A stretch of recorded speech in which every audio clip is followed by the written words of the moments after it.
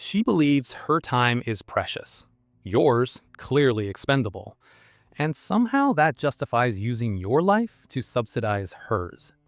I've known this person for over 10 years. At first, it was genuine friendship.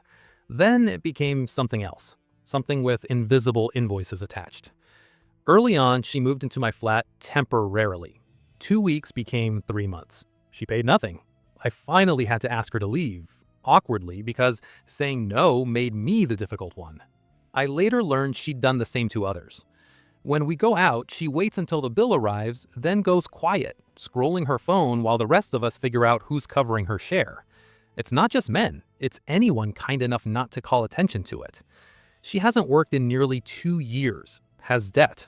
I've gently suggested she take any job to rebuild. She deflects. Anyone more direct gets an argument. Most of her friends have walked away. I'm one of the last.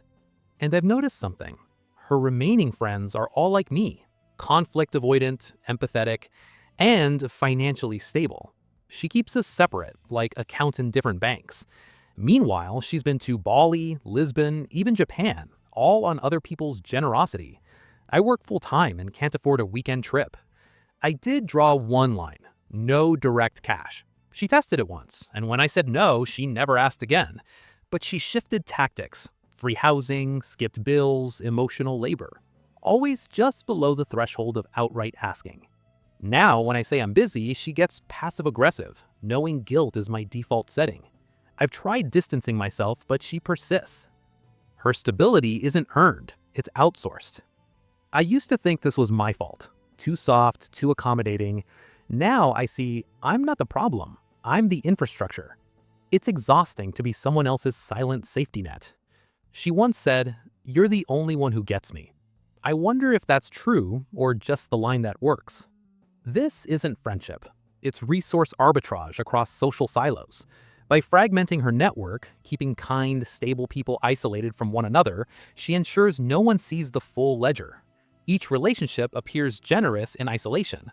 Only when viewed together does the pattern emerge, a life funded entirely by others' restraint. The real cost isn't the meals or the rent. It's the erosion of reciprocity itself, until friend becomes synonymous with unsecured creditor. One observer noted, "If this were a contract, there'd be breach of implied reciprocity on every count." Another added, "The moment you stop giving, the relationship ends.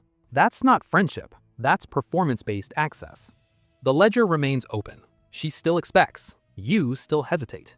So when someone treats your kindness as automatic renewal, who gets to close the account?